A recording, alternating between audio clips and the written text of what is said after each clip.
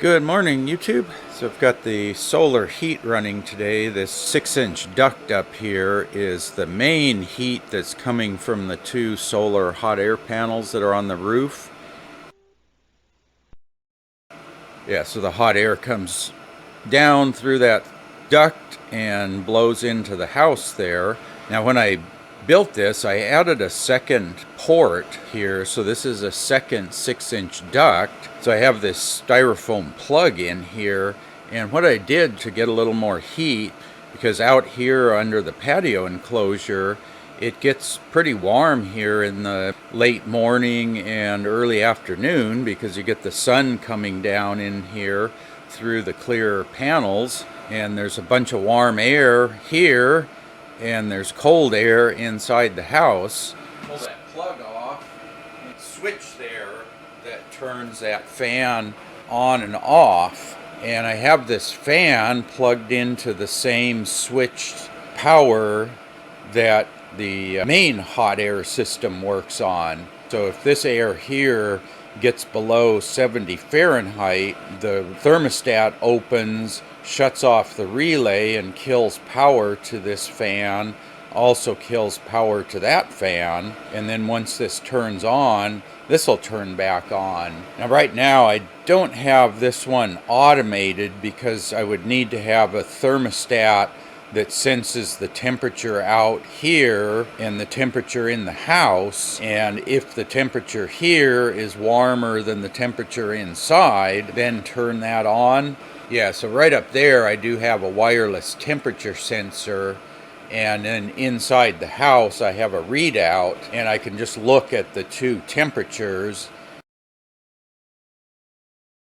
And it's usually about 10:30 in the morning that the temperature here gets warmer than the temperature in the house. So I just come out, I pull the cap there that insulates that, and then I turn on the fan or enable it, and then it runs automatically during the day. So like today I'll be going out on a bike ride this afternoon, and it'll probably be a little bit after dark before I get home, but this whole system will stay running all day, and when the temperature falls below the thermostat, about 70 Fahrenheit, everything will shut off automatically, so I don't need to be here. And then when I get home, I'll flip off the switch, I'll put the plug back in, then that'll keep it for overnight, and then repeat the same thing in the morning. It's not a big deal, but I had the fan. All I had to do was I added the extra switch there so that I could enable the fan, and then I just plugged it into the same switched outlet that runs this. So that way I get a little bit more heat into the house and it doesn't cost anything.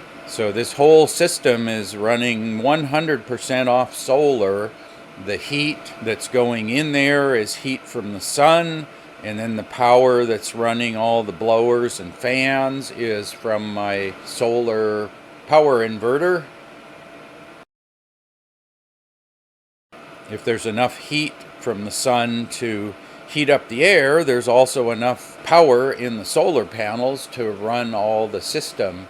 I think with this fan and the blowers, it's about 140, 150 watts for AC power.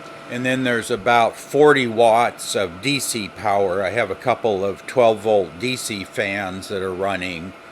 Roughly 200 watts of power to move the air around. So then I have the two hot air panels on the roof that are collecting the main heat.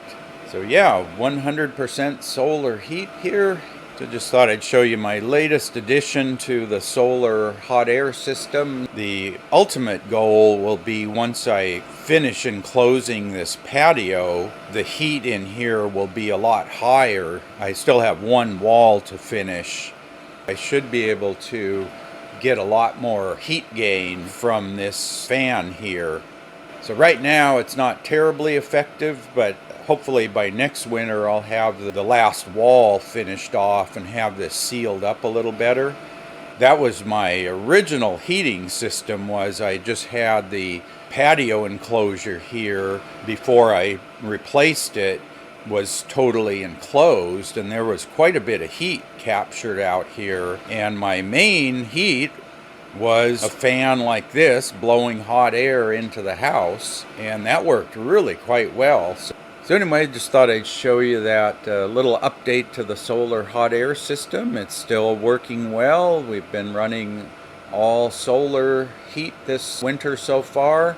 And aside from 1 week where we had like a week's worth of cloudy weather and storms, it's been quite warm in the house just that 1 week. I could have started up the fireplace, but it wasn't that cold.